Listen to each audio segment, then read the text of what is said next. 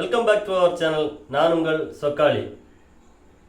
கடந்த 3 நாட்களுக்கு முன்னாடி சமூக வலைதளத்தில் பெரும் அதிர்வலையை ஏற்படுத்திய ஒரு வீடியோ தான் நம்ம காவலர் ஒருவர் டிக்கெட் எடுக்க முடியாது அப்படின்னு சொல்லிட்டு இருந்த வீடியோ.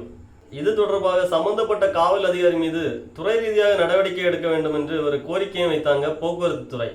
இதற்கு எதிர்ப்பு தெரிவித்த பாஜக தலைவர் திரு அண்ணாமலை அவர்கள் 2021-2022க்கான மானிய கோரிக்கையும் வெளியிட்டார். இதற்கு எதிர்ப்பு தெரிவிக்கும் விதமாக போக்குவரத்து காவலர்கள் போக்குவரத்து விதிமுறைகளை சுட்டிக்காட்டி அரசு பேருந்துகளுக்கு அபராதம் விதித்து வந்தனர். பொதுவாக இந்த மாதிரியான அபராத நடவடிக்கை என்பது விபத்து நேரங்களில் மட்டுமே இருக்கும். மற்ற நேரங்களில் அபராதம் என்பது இருக்காது. இதற்கிடையே போக்குவரத்து துறை, காவல்துறை என இரு அரசு துறைகளும் மோதிக்கொண்ட விவகாரம் சமூக வலைதளங்களில் மேலும் அதிர்வலையை உருவாக்கியது.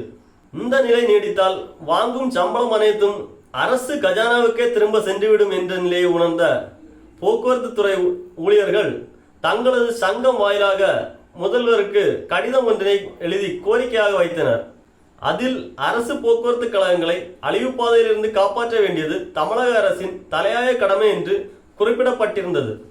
மேலும் இந்த சம்பவம் குறித்து தமிழக அரசு எந்த நடவடிக்கையும் எடுக்காததை கொண்டு ட்விட்டரில் சிவசங்கர் விசஸ் ஸ்டாலின் என்ற பதிவுகளும் வலம் வந்தது.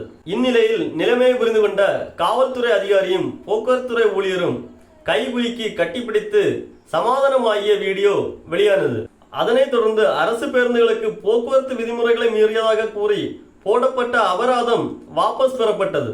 இந்த மாதிரியான அபராத நடவடிக்கைகள் தொடர்ந்தால் மட்டுமே அரசு போக்குவரத்து துறை பள்ளி கல்லூரிகளுக்கு இணையான தரத்தில் பேருந்துகளை இயக்கும் என்ற வாதமும் முன்வைக்கப்படுகிறது. வீடியோ பிடிச்சிருந்தா லைக் பண்ணுங்க, கமெண்ட் பண்ணுங்க, சப்ஸ்கிரைப் பண்ணுங்க. நான் உங்கள் சொக்காளி.